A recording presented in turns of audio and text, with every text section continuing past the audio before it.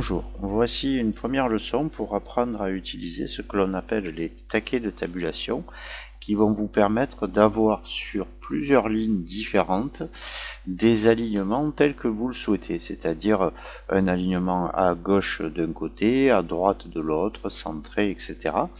Donc déjà, pour information, la manière la plus simple de poser ces taquets de tabulation, c'est de venir en haut à gauche à l'intersection des deux règles. Et là, vous allez trouver un petit outil ici qui va vous permettre d'une part de sélectionner les différents taquets existants et d'un autre côté de pouvoir les positionner sur la règle directement. Alors pour les positionner sur la règle, il va falloir cliquer au-dessous des chiffres, même si vous voulez mettre par exemple ici à 1,5, mais sous les chiffres. Bon, on se posera le souci si vous voulez poser un taquet à la fin de votre page, c'est-à-dire là où se situe la marge et le retrait droit, mais on verra comment se débrouiller avec ça.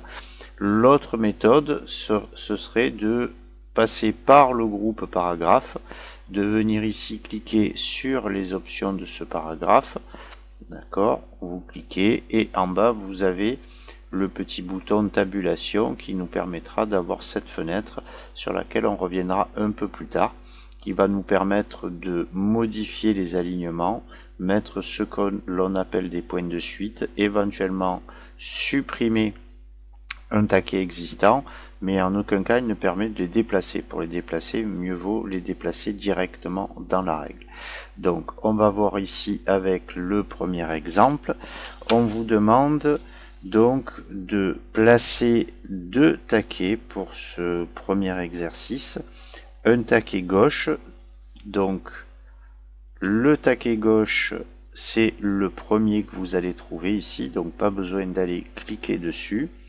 Donc je le pose à 2 en cliquant sous le 2 ici, et un taquet droit, donc on clique une fois, on a le taquet centré, une deuxième fois on a le taquet droit, et le taquet droit on vous demande de le poser à 14. Donc le but de la manip maintenant, si je fais apparaître les caractères non imprimables, c'est de venir taper le titre, et donc pour venir taper le titre, il faut venir sur le premier taquet en appuyant sur la touche de tabulation. Je saisis le père Goriot, j'appuie sur la tabulation, ça me permet d'arriver ici et je tape Balzac, on s'occupera des majuscules plus tard. J'appuie sur Entrée, étant donné que les taquets font partie des formats de paragraphes, les taquets ont été reproduits et je recommence. Ici, ma demoiselle de Maupin, une petite tabulation.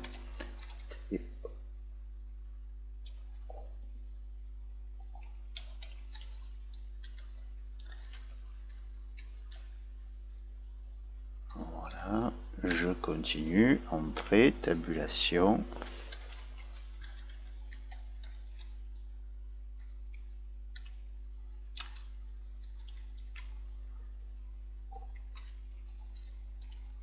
Alors comme vous le voyez, je ne tape pas les majuscules, comme je vous l'ai dit, on s'en occupera tout à l'heure pour revenir sur certaines choses des leçons précédentes. Voilà, donc une fois que j'ai fait ça, je m'aperçois donc qu'il manque des majuscules à Bovary par exemple. Donc Bovary, je clique dans le mot et dans l'onglet accueil, je peux venir ici choisir majuscule. Alors là, il me met tout en majuscule, donc je choisis la première lettre des mots en majuscule.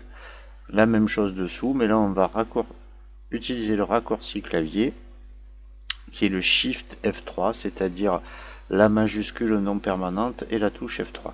Alors par contre, pour modifier ici et tout passer en majuscule de la même manière, on utilise une sélection un peu particulière. Je clique, j'appuie sur la touche Alt Je sélectionne en ouvrant une petite fenêtre et je passe tout en majuscule. Voilà. Bon, voilà, donc ce premier exercice étant fini, on va donc sauter 2 lignes. Donc là, vous vous rendez compte que les petits taquets de tabulation sont encore présents. Un petit raccourci pour supprimer ces taquets, c'est CTRL Q. Et je vais donc poursuivre avec le deuxième petit exercice. Donc on vous dit que les postes de dépense sont centrés à la verticale du taquet posé à 4 cm. Donc je refais ici le tour des différents taquets. Donc le taquet centré, c'est celui qui est un T à l'envers que je positionne à 4. Et un taquet décimal, donc c'est celui-là qui est donc posé à 12. Et de la même manière, donc je vais appuyer sur la touche de tabulation pour marquer travaux d'entretien, la touche de tabulation pour me positionner sur l'autre taquet, j'appuie sur entrée et je recommence. Donc ici facture EDF, tabulation. Je mets le chiffre. Alors attention, on est dans Word, donc pas de calcul automatique. Les frais divers.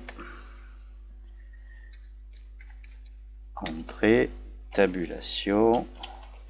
Je tape chauffage, tabulation. Et là, je mets mon chiffre. Donc, comme vous le voyez, en fait, j'ai sur ces 4 lignes un élément qui est donc centré et ici aligné sur la virgule. Je vous ferai dessous ici une petite insertion d'image pour vous montrer à quoi correspondent les différents taquets de tabulation. Mais là, si vous regardez bien, il nous manque des petits points entre les différents éléments. Alors, une méthode pour modifier des taquets de tabulation, c'est de double-cliquer sur un des taquets qui est positionné dans la règle. Donc je me mets sur la tabulation décimale qui est en haut à 12, je double-clique et je retrouve la petite fenêtre qu'on a vue tout à l'heure. Donc lorsque je veux des points de suite, alors attention, je les veux à la suite de travaux d'entretien pour aller jusqu'au chiffre. Mais ils ne partent pas de travaux d'entretien. En fait, les points de suite se déplacent de la droite vers la gauche. Donc, si j'ai envie d'avoir des points de suite entre les deux éléments, il faut que je choisisse la tabulation qui est à 12 et en lui disant, par exemple, que je veux des points de suite numéro 2 qui sont des petits points. Les 3, c'est des tirés et le 4, c'est une ligne continue. Je valide le OK. Étant donné que j'ai sélectionné les 4 lignes, les points de suite se sont affichés directement. Voilà, donc je vais vous afficher peut-être directement ici dans Word, voilà, les différents alignements. Ici, donc, le taquet qui fait l'alignement à gauche permet d'avoir un texte comme ça. L'alignement centré vous permet d'avoir un texte comme ça, avec le taquet positionné là où j'ai le trait rouge. L'alignement droit aligné sur la droite. Un alignement décimal aligné sur la virgule, qu'elle soit présente ou pas. Le cas particulier de la tabulation barre permet de tracer des traits verticaux comme si on faisait un tableau sans faire les bordures hautes et basses. Ça ne sert pas vraiment à quelque chose, mais bon, ça peut être pratique éventuellement dans certains cas. Voilà, je vous remercie et au prochain exercice.